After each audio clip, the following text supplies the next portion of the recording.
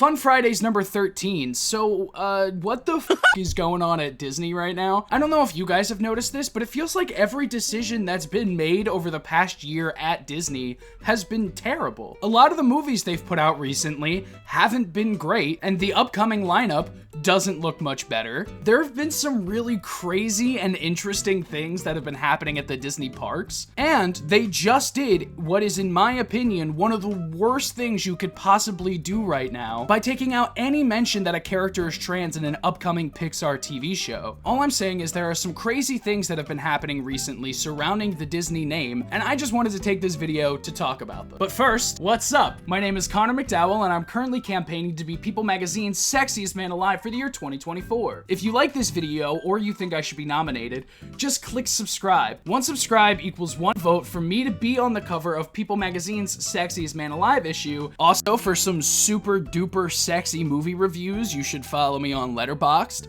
And if you still have it, you should follow me on Twitter. So the first thing I want to take a look at is the movies that have been released this year from Disney, and also their upcoming slate for the next 3 years until 2027. Because honestly, guys, it's looking kind of bleak. I just wanted to see how many of the upcoming films that we're getting from Disney are either sequels and prequels, remakes, or completely new original ideas. We got Inside Out 2, which is a sequel, Deadpool and Wolverine, which is a sequel, Moana 2, which is a sequel, Mufasa the Lion King, which is a prequel, Captain America Brave New World, which is a sequel, Snow White, which is a remake, Thunderbolts, which is a sequel, Lilo and Stitch is a remake, Elio is a new film from Pixar. Fantastic Four First Steps kind of fits into a weird bubble where it falls into every single one of these categories. It's technically a sequel to the MCU. It's also technically a remake of the other Fantastic Four movies, but also not really, but it's also a new film. So I'm gonna be nice and I'm gonna count Fantastic Four First Steps as a new movie. Freakier Friday is a sequel. Tron Ares is a sequel. Zootopia 2 is a sequel.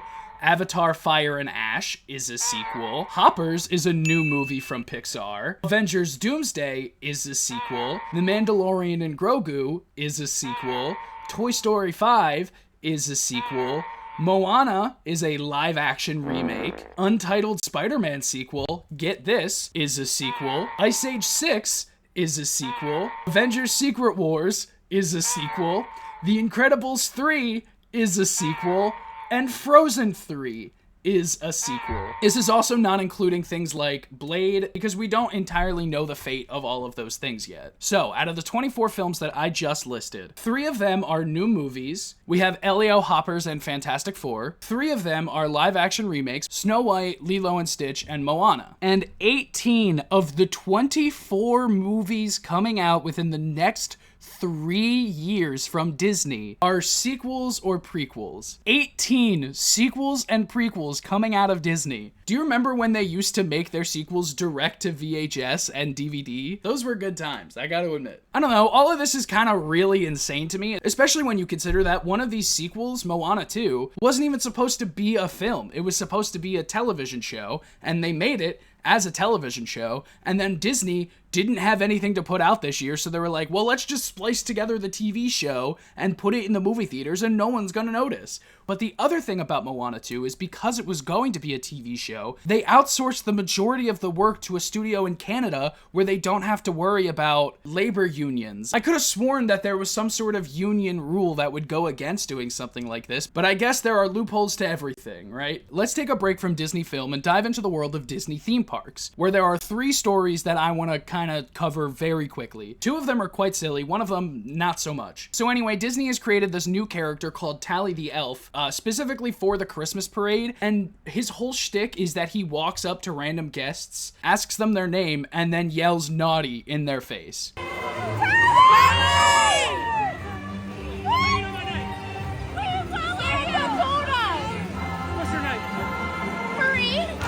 Marie? I like that name. Let's see. Naughty! Why are you happy about that? Naughty! What is he? You need to get it together.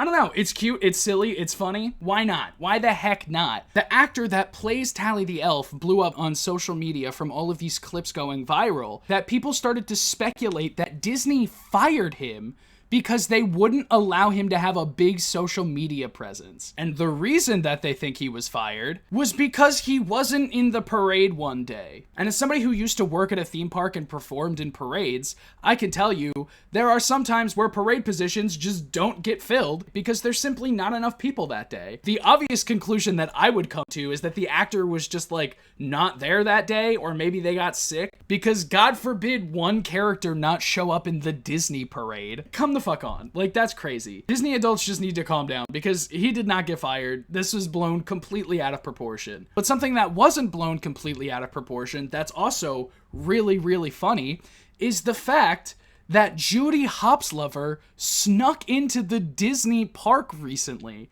Hey guys, as you can currently see, I am standing outside of Disneyland. If any of you are aware, I am banned from all Disney locations. However, I registered my ticket under a fake name, and I'm about to go through security. Wish me luck. I'm in. My next step is to find Nick and Judy and extract them from the park. If you don't know who Judy Hopslover, he's this content creator on TikTok who Disney sent a cease and desist to because he would make crude jokes about Judy Hopps, a character from Disney's Zootopia. Now, if you're smart, you would know that obviously these are jokes and this guy's not actually trying to fuck Judy Hopps. But if you're Disney, you take it super serious and you ban him from every single Disney park. So apparently what happened is he used a fake name and just was able to get into Disney. This person that is banned from Disney World, all they had to do was use a fake name and they would get in immediately. And then he went on to meet both Judy Hopps. Hi, can I take a picture? Hi. Officer House, I'm just going to assume he's a really big fan of yours. I don't know what it is. I'm a very big fan of your work. Yeah. Can I sing for you? I won't give up, no I won't give in, till I reach the end. No, sorry. Can I have a picture? And Nick Wilde. And the person playing Nick Wilde at the time knew who he was immediately. Hi Nick. How are you? How's it going? Your name is Nick, right? I'm Nick too.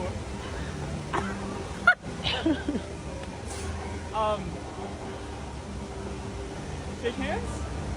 Thank you. Do you know who I am? We have a bunch of files on you. And then later, Judy Hopslover posted this video of him getting kicked out of the park. Excuse me, sir. Were you filming the characters earlier? No, I was taking some pictures of them.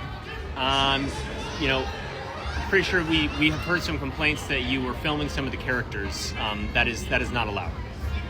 Okay, I was filming the characters, but also, like, everyone films the characters. I don't see how that's a problem. We have been getting some complaints from some families that you were making them uncomfortable with. How am I making them uncomfortable? I'm just here. Your presence, really. How is that's their problem? That's not mine. I'm in the park. We know who you are. The characters are for the children to enjoy. I don't know what you're trying to do here. We've been following you on the cameras all day. We know who you are, and at this point, we're going to have to ask you to leave. Are you serious? Yes. We would like to ask you to leave. Please come with me. I will escort you to the exit. Okay.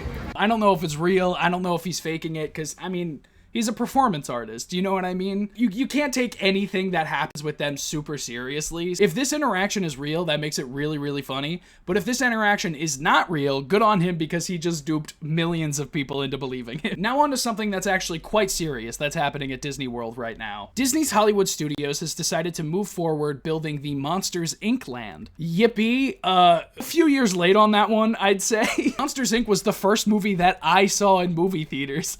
I'm 24 years old now. It took them 23 years to do this. And not only are they doing it, they are also closing Muppet Vision 3D, which was the last thing that Jim Henson ever worked on before he died. This is not a new thing, right? Theme parks need to change and adapt to what is happening in the pop culture at the time. Extraterrestrial alien encounter got turned into Stitch's Great Escape, and now I think it's like a fucking gift shop or something. But to close down the final piece of work that Jim Henson, somebody that contributed an insane amount of time and energy to the Walt Disney Company, to take the final thing that he worked on and destroy it so that you can build a Monsters Inc. land 23 years too late, feels like just a massive slap in the face. Not only to Jim Henson's legacy, but also fans of the Muppets and fans of this show. Not everything in your multi-billion-dollar-a-year theme park industry needs to be full at all times. I don't know, this one just feels really bad and evident of the fact that Disney doesn't care about art anymore, they only care about profit. But that brings us to the reason I wanted to make this video in the first place, and that's because Pixar has a new TV show coming out called Win or Lose, and they completely cut any piece of dialogue that could identify one of the characters as trans. Now, if you haven't heard about this yet, you might have the first thought that I did. Why would you make something that a lot of people would deem super important for the trans community only to cut it before the show even airs? Well, the answer is simple. They're caving to transphobic bigots. Disney does not care about the art anymore. They do not care about explaining difficult topics to children anymore. They only care about what is going to make them money in that moment. This article from Variety says, debuting in 2025, Win or Lose will follow the members of a co-ed middle school softball team as they gear up for their championship game. Each episode follows a different character, and the show is intended to focus on their varied perspectives, including the insecure kids, their helicopter parents, even a lovesick umpire, per the official logline. But a trans perspective will no longer be highlighted. A source tells Variety that references to one of the characters' gender identity was removed, affecting a few lines of dialogues in the show's later episodes, though it appears there was not a full episode devoted to the subject matter. The formerly trans role is voiced by 18-year-old trans actress Chanel Stewart. This is just cowardice. Disney is literally bowing down to the whims of bigots because they think that it's gonna cost them some money. Disney is currently worth $203 billion, and they are worried about a few pieces of dialogue in a television show. What the fuck? Is that who you want to be? Are these the people that you want to associate with? But of course they don't care because it's all about profit, you know what I mean? When it comes to animated content for a younger audience, we recognize that many parents would prefer to discuss certain subjects with their children on their own terms and timeline. This is especially ridiculous in a time when being gay or being trans is completely villainized, as if that's something to be ashamed about or to hide or suppress. Conservatives are looking for a boogeyman, and it just happens to be the same boogeyman that they've had for years. Queer people. So for Disney to say fuck you to basically everybody in the LGBTQ plus community is seriously heartbreaking and devastating, especially at a time like this. And guess what? If you think this is the first time recently that Disney's done this, you're fucking wrong, because there's an episode of the TV show called Moon Girl and Devil Dinosaur, which is a Marvel show for children, called The Gatekeeper, where they discuss trans issues and there is an openly trans character, and they cut it. According to the fandom page about the episode was supposed to air during the first half of season 2, but was held off. Reports claimed that it was due to Disney wanting to see how the political climate was and the strong trans themes. Disney later responded saying that the decision to hold off was made over a year ago and had nothing to do with politics or its trans themes. Yeah, man, let me listen to the PR from the company that tried to throw out a wrongful death lawsuit because the dude had a Disney Plus subscription. What is happening, Disney? This is insane. HBO just did something super similar to this when, in regards to the new Harry Potter TV show and J.K. Rowling's involvement to that, they said J.K. Rowling has the right to express her views about trans people. Obviously, HBO cannot come out and say, we don't agree with J.K. Rowling's trans views. They can't say that because then that ruins their Harry Potter TV show that's coming out. But when you have two things on the table, profit and human rights, and you choose the profit over the human rights, you're probably the problem. So the last thing I want to cover here is the response from the trans actress Chanel Stewart, who is portraying this character in the TV show. Oh my god, it was crazy, the now 18-year-old recalls. I wore it as a badge. I wore it with pride. I wore it with honor because it meant so much to me. The thought of authentically portraying a transgender teenage girl made me really happy. I wanted to make it for transgender kids like me. And then her mother continues on and says, it was upsetting because my daughter is transgender, and this is her life. I feel like it was very important that we not hide that fact. There may be some parents out there who are not ready to have that conversation, but this is the world we live in, and everyone should be represented. Everyone deserves to be recognized. And it felt like it was just another setback for the LGBT community, because it's very hard on transgender teenagers, transgender people, period. Especially when you're young and you're trying to figure out how to navigate this world that you live in and to be able to grow into your own person. I was very disheartened, adds Stewart. From the moment I got the script, I was excited to share my journey to help empower other trans youth. I knew this would be a very important conversation.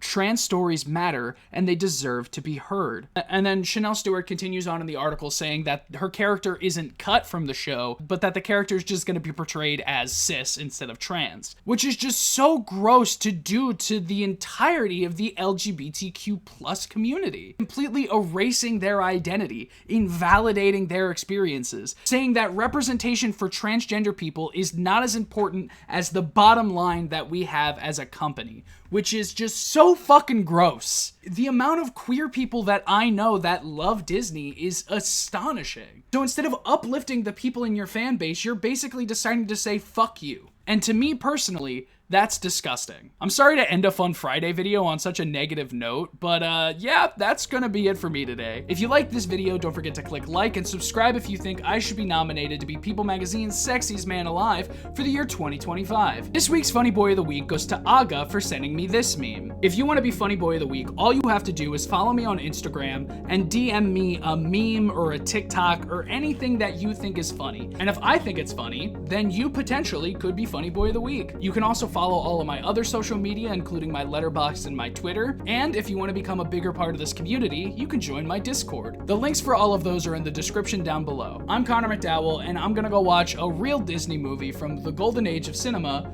aka Disney's The Haunted Mansion from 2003, starring Eddie Murphy. Thank you so much for watching, and I'll see you next time.